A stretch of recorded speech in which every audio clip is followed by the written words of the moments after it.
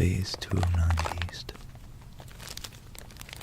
I really, really, really appreciate the suggestion to do a history of coffee. And I hope this is sufficient. It's more like facts, but and a little fiction and myth, but I hope you like it.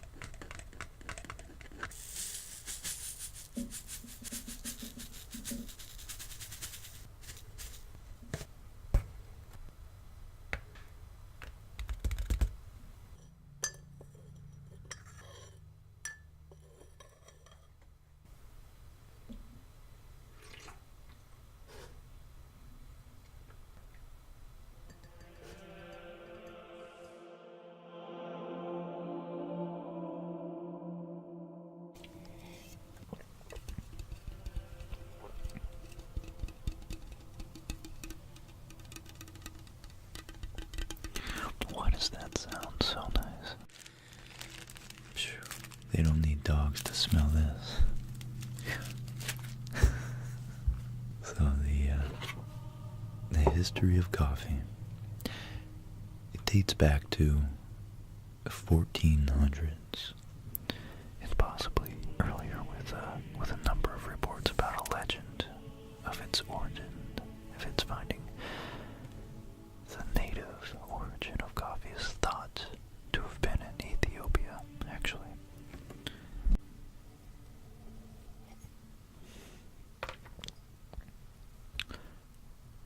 The earliest substantiated evidence of either coffee drinking or knowledge of coffee, of the tree, is from the 14th century.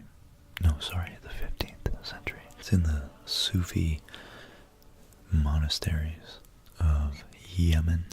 By the 16th century, it had reached the rest of the Middle East, South India, Persia, Turkey, the Horn of Africa, and even Northern Africa. Coffee then spread to the Balkans, Italy, and then the rest of Europe, to Southeast Asia, but they already had tea. And then finally, lastly, to America. On historyextra.com. And this was about relating. Oh, this is the official website for BBC History magazine and BBC World Histories magazine.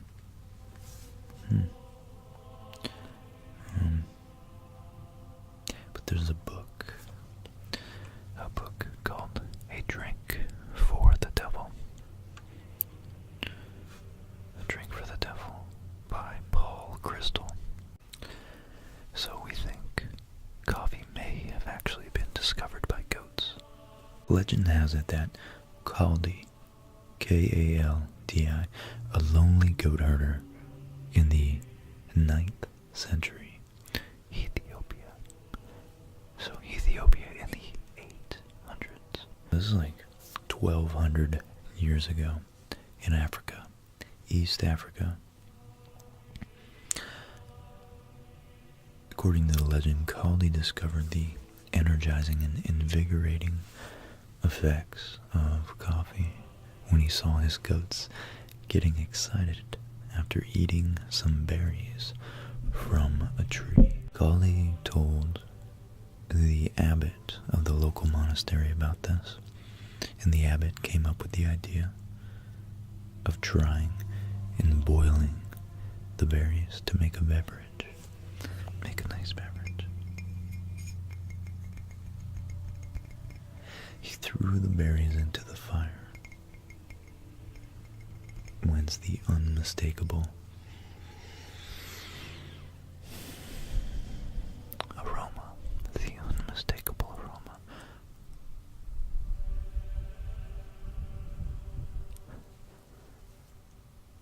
Drifted into the night air.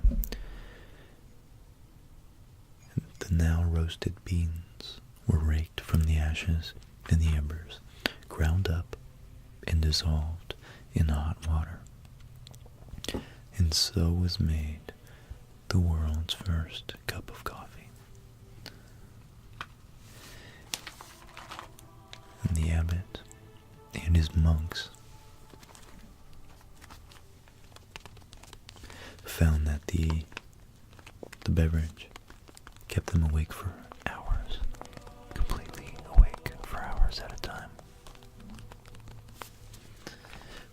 But that's okay, because this was just the thing for long hours of prayer. Long, long hours of prayer.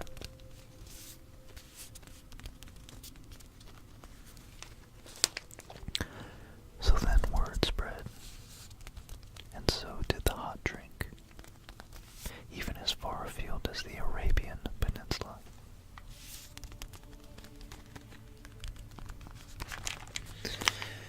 A Yemenite Sufi mystic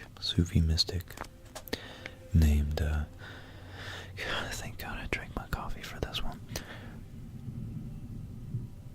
Ooh, I always love it's been thundering outside, and it always seems to rumble right at some weird time, but I don't know.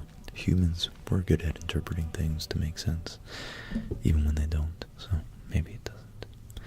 But the Yemenite Sufi mystic named Ghotul Akbar Nuruddin Abu al-Hassan al-Shadhili. Ghotul Akbar Nuruddin Abu al-Hassan al-Shadhili. Oh, I almost got it. Shadhili. I hope he had a nickname. Has a claim to the discovery of coffee. He is said to have spotted berry-eating birds flying over his village, unusually energetically. And on tasting some of the jettisoned berries, I don't know what that means, he too found himself unusually alert. Nice. And, you know, my girlfriend's cousin actually was saying the other day that he has a high sensitivity to caffeine, and he had to stop drinking coffee. And I found out on this website, caffeineinformer.com, that caffeine sensitivity is determined by the efficiency of the human body to process and metabolize caffeine. So, and this is actually different from the caffeine tolerance of an individual, which is how the body responds to caffeine over time.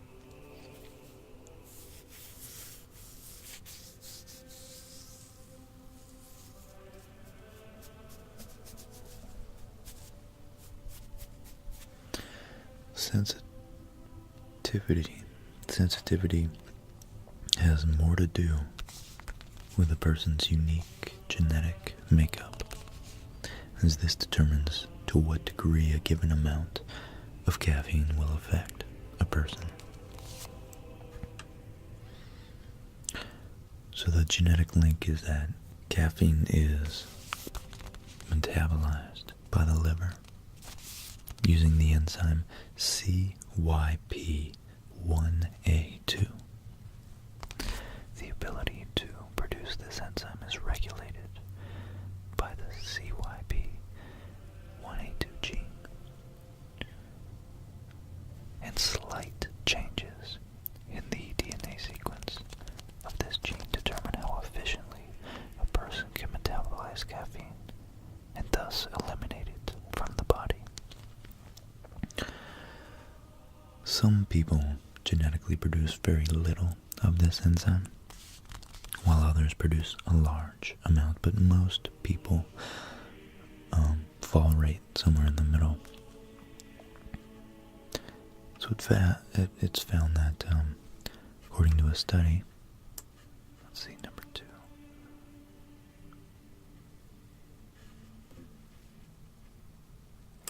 According to gbhealthwatch.com, a study called Trait Caffeine Consumption, that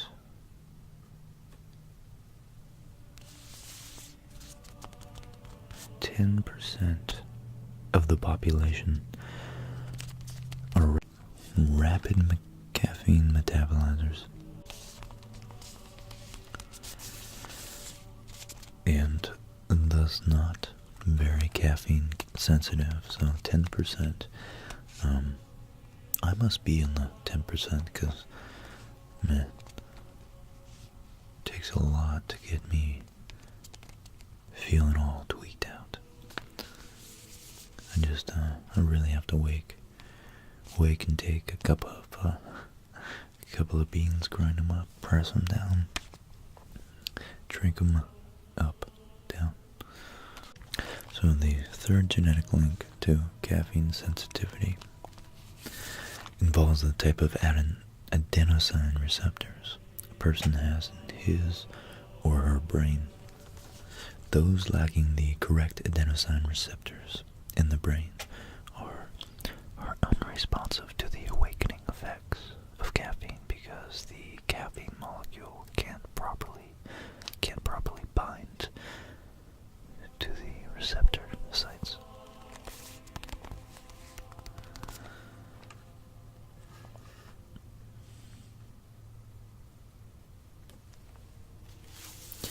And so when you're in science, there's a prefix. We all know it. It's hyper, like hyperactive, and then there's hypo, like hypoallergenic. Hyper means extremely. It means like, so it of course is relative to the word that it's prefix for. And in this case, we're talking about hypersensitivity to caffeine, and it's an exaggeration, it's an excessiveness of the word that it's connected to. And so the hypersensitivity would mean that from the regular sensitivity, they're especially sensitive, and these people react to very small amounts of caffeine, even at amounts less than 100 milligrams. People who are very sensitive to caffeine can actually experience overdose symptoms such as insomnia, jitters, and increased heartbeat. It can take as much as twice as long for caffeine to be metabolized for these types of people.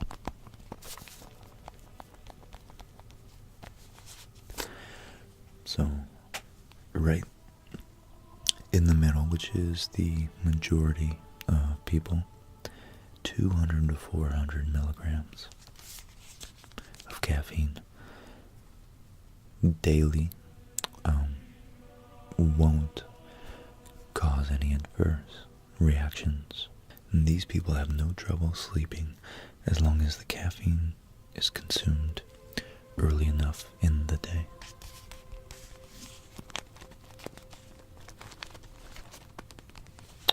And then lastly, hyposensitivity. Hypo, like hypothermia, means thermia meaning heat. Hypo means instead of hyper being more and excessive, hypo is a lack of. So hypothermia would be a lack of heat, or thermia, thermal. So hyposensitive people actually don't have much adverse reactions at all. And this is, again, about 10% of the population on the other side of the caffeine sensitivity spectrum. And they can process caffeine so efficiently that they can take over 500 milligrams without much effect at all. So, I think my dad is actually like this. He can have caffeine right before bed and have a great night's sleep. So, back to the lore of caffeine. An alternative story from the goats and the birds in Yemen or Ethiopia is that coffee was first discovered by a sheikh named Omar, a disciple to the Sufi mystic cited above. So while in exile from Mocha, which Arabia Felix in present-day Yemen, Omar who was famous for his ability to cure the sick through prayer, lived in a desert. He lived in a cave in the desert near Osab. Somewhat hungry, Omar one day chewed some berries only to find them bitter.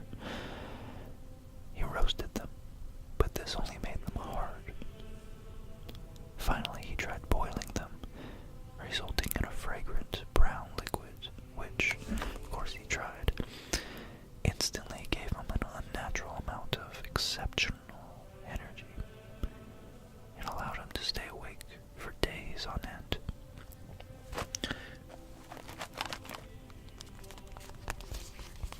And of course, so his miracle discovery was held in such great awe that he was allowed to return home to Mocha, and he was elevated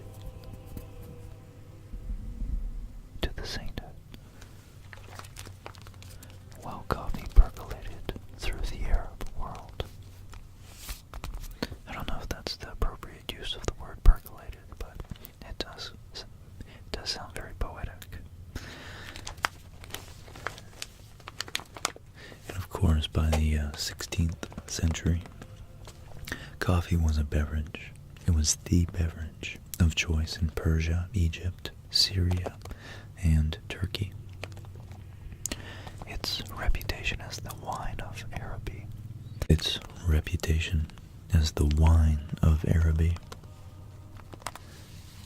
Boosted no end by the thousands of pilgrims visiting the holy city of Mecca each year from all over the Muslim world. So Yemeni merchants, took coffee home from Ethiopia and began to grow it for themselves.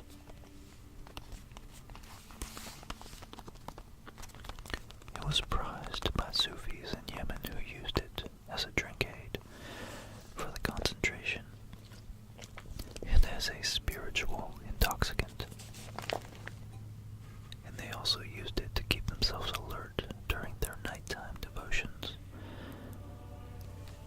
Middle East, the popularity of coffee soon spread throughout the Balkans, which is kind of like northern Greece, around the northeast shore of the Mediterranean, in those mountains, then to west, to Italy, and to the rest of Europe. Then it worked its way equally far east into Indonesia, and west overseas to America, and largely this was through the Dutch. And I think I screwed up. I conflated Dutch with the Danish. So Danish are from Denmark. Dutch are, weirdly enough, from the Netherlands. But you probably already knew that. I definitely forgot. Just wanted to make up for that mistake. So, see if this sounds any better.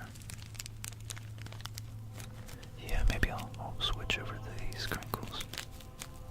I'll try not to overdo them, but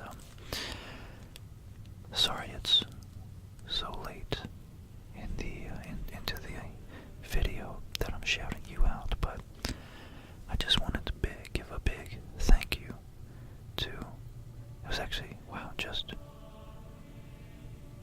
the other day, actually, just yesterday. Phase Beast. Exactly, it's actually Phase with a PH. 209 Beast. So, Phase 209 Beast. I really, really, really appreciate the suggestion to do a history of coffee. And I hope this is sufficient. It's more like facts, but and a little fiction and myth, but I hope you like it.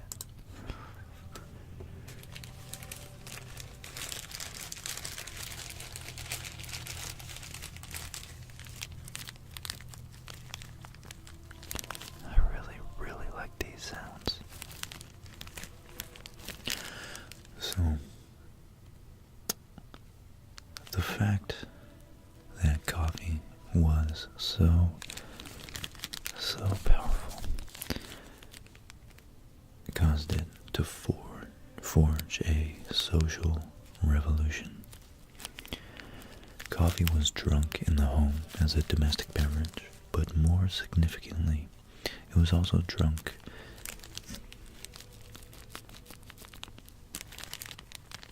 in the ubiquitous public coffee houses.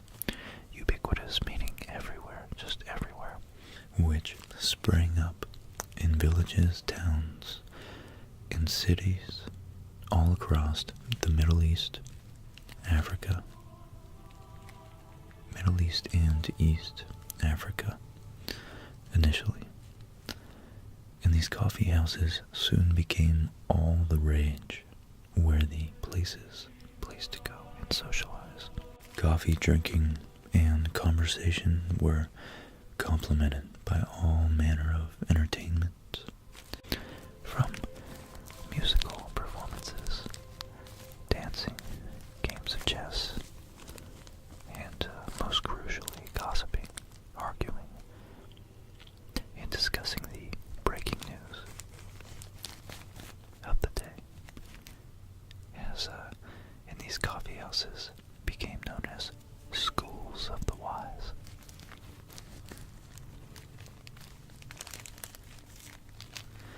So, these were the places you went if you wanted to know what was going on in your world. And the link between coffee and intellectual life had been established.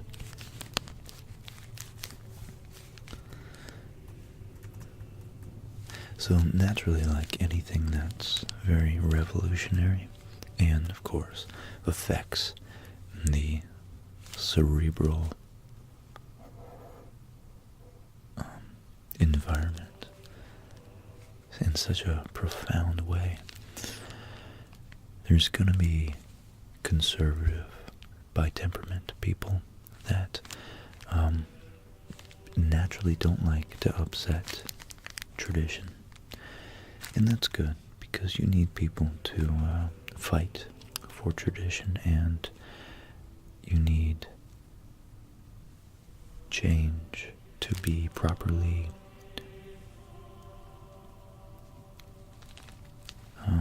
implemented. You need it to prove its value before it's just accepted willy-nilly. And that's technically speaking.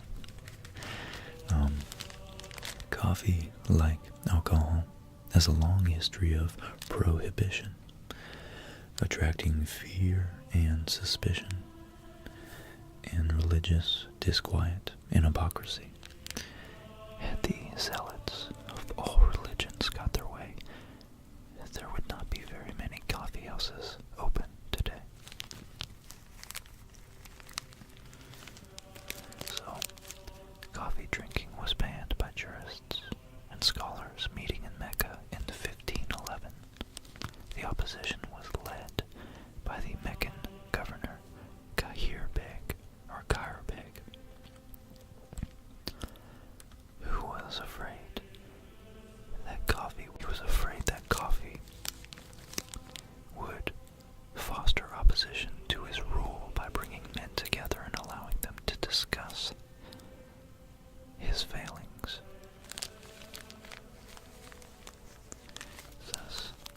Thus was born coffee's association with sedition. Sedition and revolution.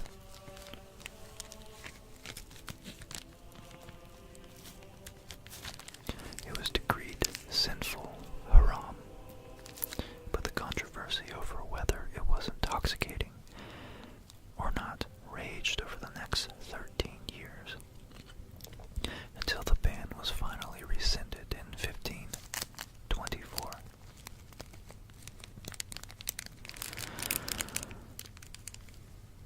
Wow, which is just about as long as prohibition of alcohol in the United States was in the, the 1920s or 30s.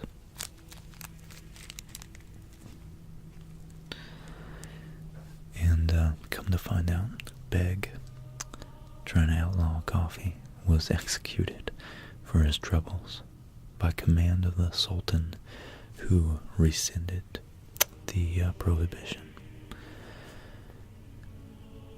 And then the Sultan went on to proclaim that coffee was in fact sacred.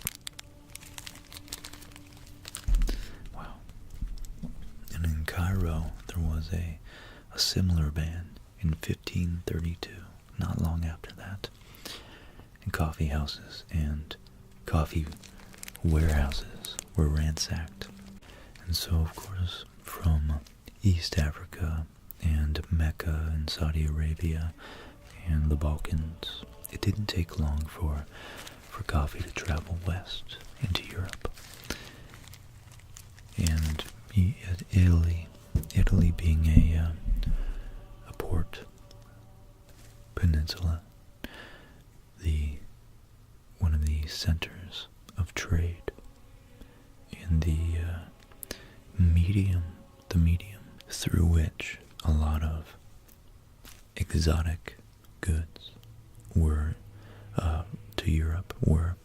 imported into Europe, became the center of the established breeding grounds for the coffee culture. And this was in Venice, on the back of the lucrative trade that the city enjoyed with its Mediterranean neighbors. So initially, however, coffee met with the suspicion and religious prejudice it had suffered in the Middle East and Turkey. The word on the street, filtering back from intrepid European travelers over there to the mysterious and mystical lands of the East,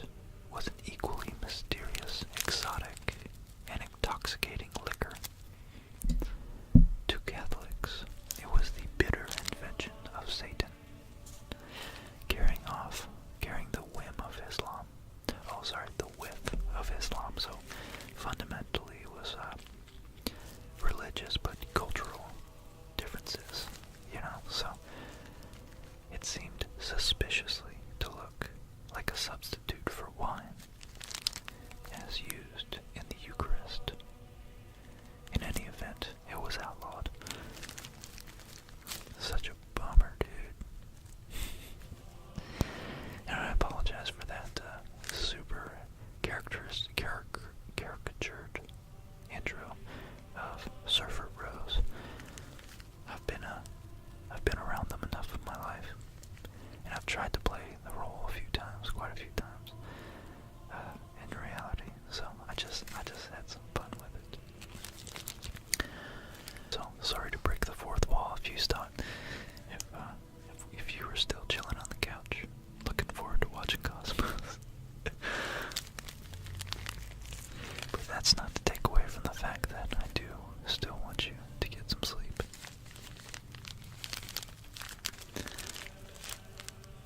Such was the consternation against coffee that Pope Clement the Eighth had to read Roman numerals there, had to intervene.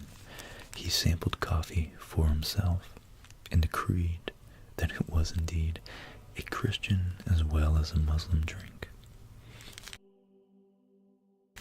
Tasting it, he wittily declared, "This devil's drink is so delicious, we should cheat the devil by baptizing it." And from then on, coffee has been dubbed the devil's drink, or the devil's cup. The devil's drink, or the devil's cup. So according to Samuel Pepys, England's first coffee house was established in Oxford in the 1650s at the Angel in the parish of St. Peter in the East by a Jewish gentleman named Jacob, in the building known as the Grand Cafe. No last name, I guess.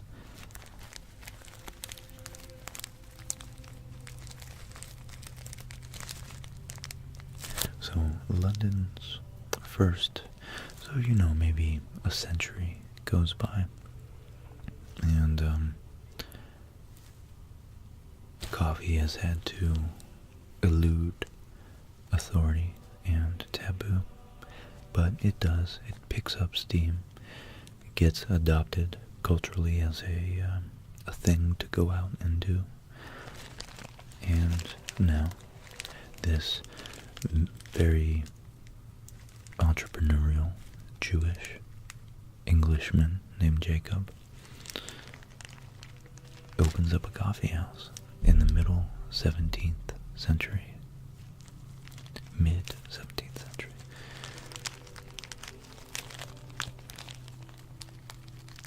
So it was run by a Greek man, Pascal Rosé, who in 1672 also set up a coffee stall in Paris. Pepys' visit to the London Coffee House in 1660, and said, "He and I, Colonel Slingsby, in the first time that I ever was there, I found much pleasure in it, through the diversity of company and discourse." So it's really cool that it's bringing traditionally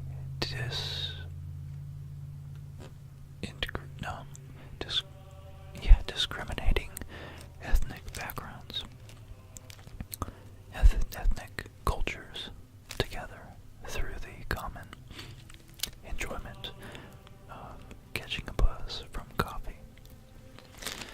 So I think that's really that's really cool. Honestly, it shows that there are cultural transformations that can do good, and coffee house was clearly, relatively a new thing, and it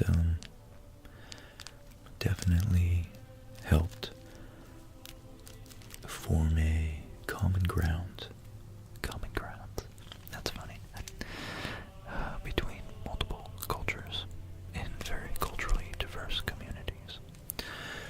So for Pepys and many other literate men, this coffee was his newspaper, his internet. In his diaries, he refers to the latest news of the conflict with the Dutch. The comet, so he says the comet, it must have been a comet that they thought was ominous. In 1664, let's actually look that up. What comet was that?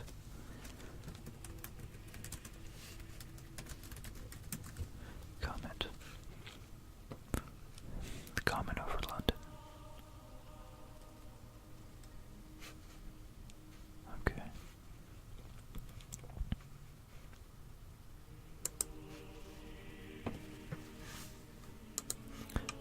Oh, here we go.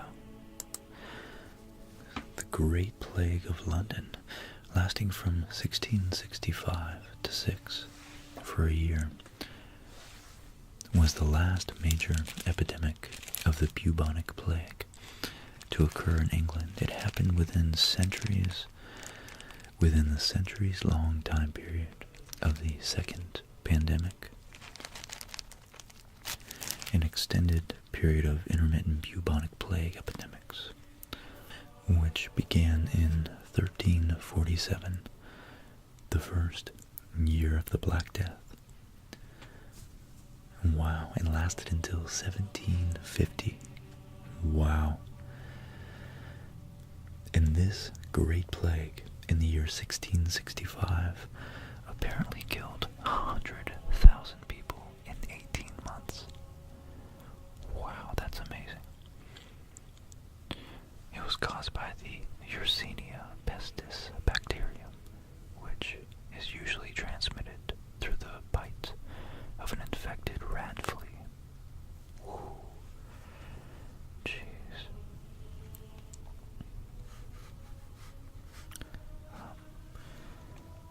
So, anyways, let's Control F that and look for the word comment.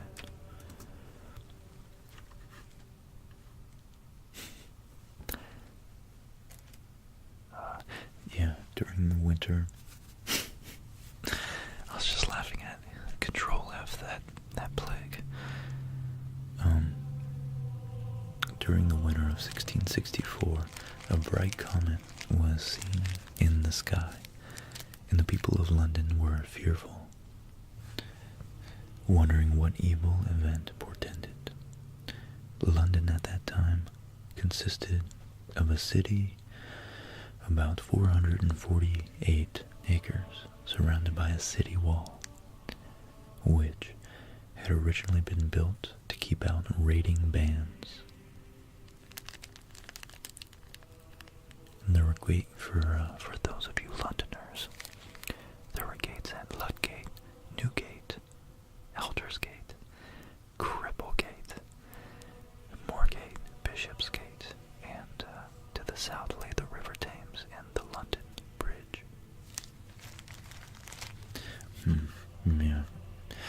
Yeah, there we go. You know, it's a testament to the amazing ability of humans to interpret separate, non-causal phenomena in a very causal manner. But I mean, who wouldn't? Honestly, that's quite the coincidence. But I mean, maybe if it was like a year away, maybe that's a little bit of a stretch.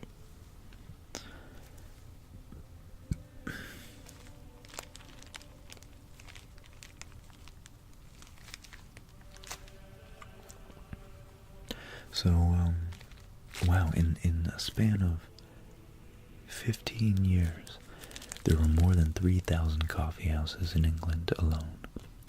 Some even had bed and breakfasts for overnight guests. Many seemed to follow the Turkish coffee house business model, which, if their exotic names are anything to go by, there were up to 57 different Turks' Head coffee houses. The Jerusalem Coffee House, various types of the Blackmore, or Ye Blackmore's Head, and the Oriental Cigar Divan, the Sacred Head, or no, Saracen Head of Dickens fame, the Africa and Senegal Coffee House, the Sultaness, the Sultan's Head, and the Suleiman's Coffee House. And last, the nice little cherry on top is that coffee was thought to be the Viagra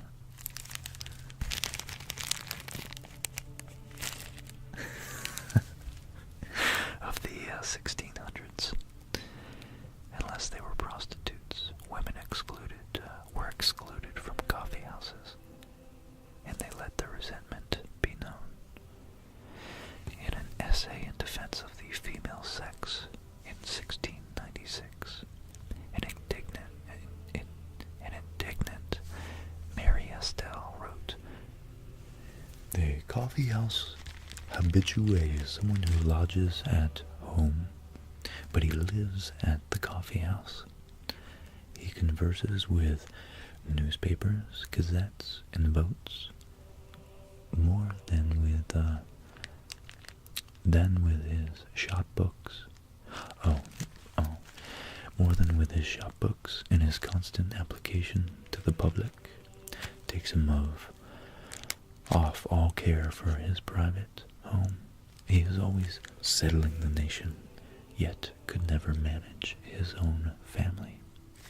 Wow, that's actually a really profound critique.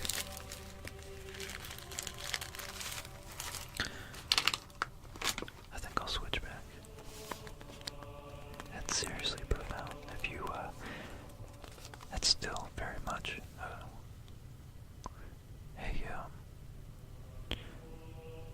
legitimate critique, and one that I always keep in mind when I think, hey, I know what to do to change the world. And I think, hey man, do you have your own life figured out in order?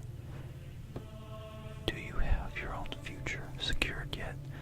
Or are you busy claiming that, talking about how unjust and lazy and corrupt everything outside is? But of course, there's no corruption going on to you. Inside you, you're not corrupt. But anyways, I digress.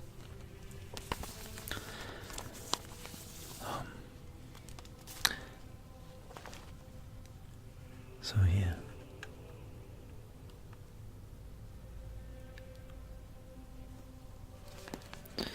That was interesting.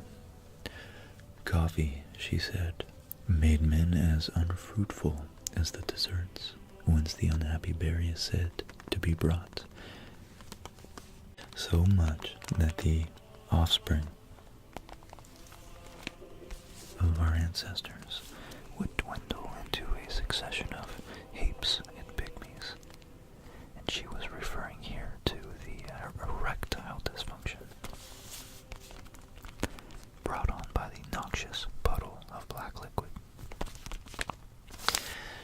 Alright guys, well, I hope you enjoyed that. And, yeah. I'm glad you had a couple sips with me. It was fun.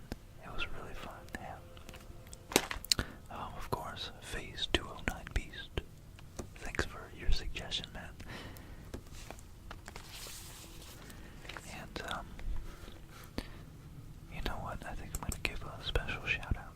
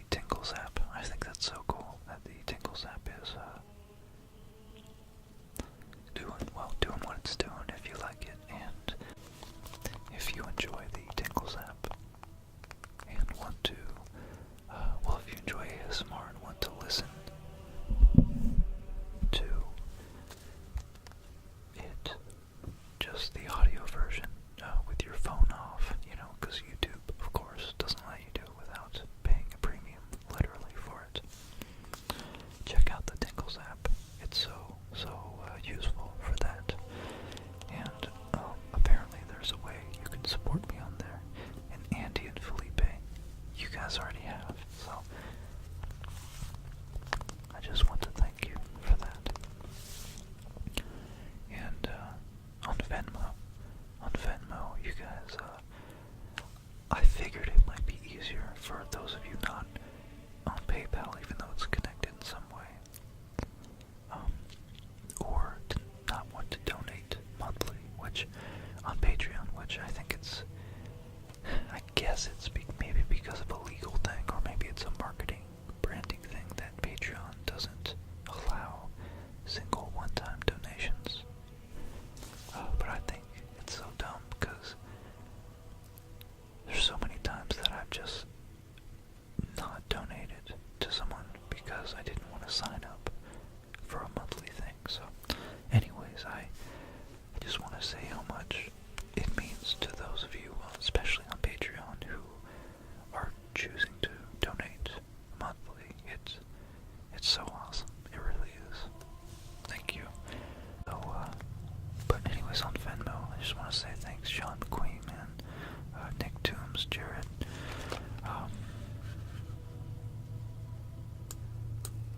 hold on a minute. Sorry, something happened. That was weird.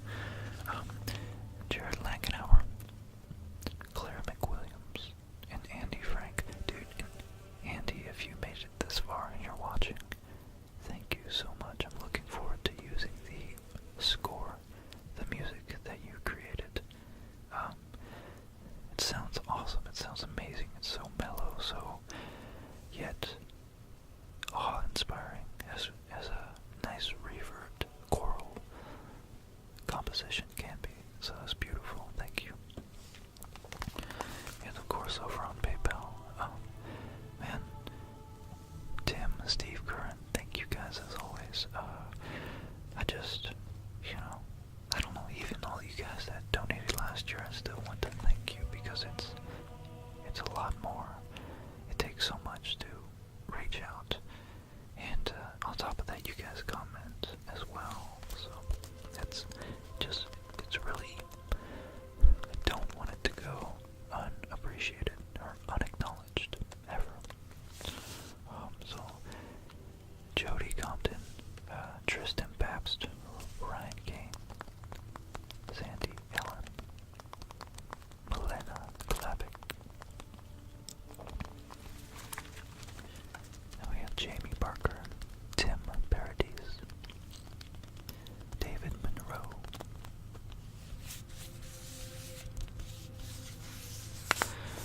Nassim Rosen, Naboon Kara, thanks Naboon, and Donna Wigington. Then we have Stephen Lewis, thanks man, thank you. Sebastian Betts,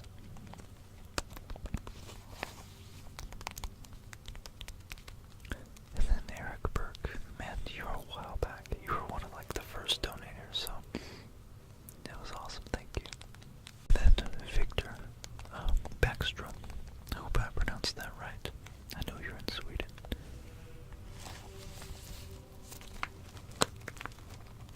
And Sebastian Williams, man, thank you. You're the most recent one. You're awesome. Thank you so much.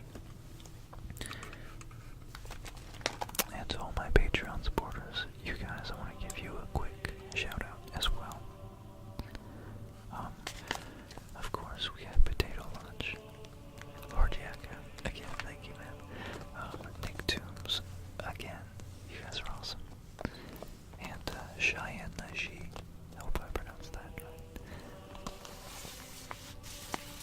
Shane Berry,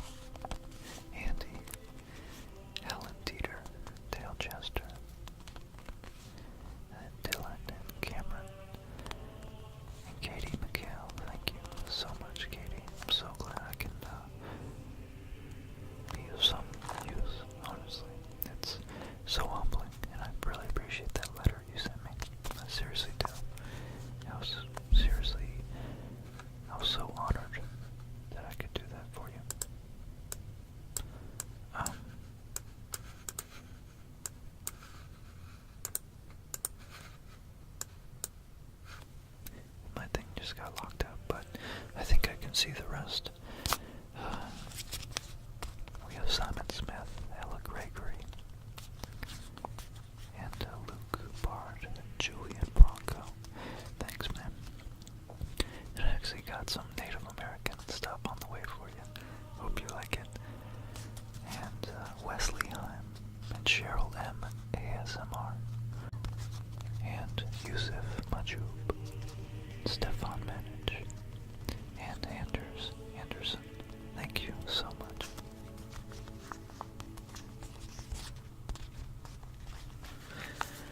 So everyone, I want you to sleep so well. Thank you for all your donations. And other than that, thank you for your support. Thanks for watching. And thanks for all the, positive things like subs, comments.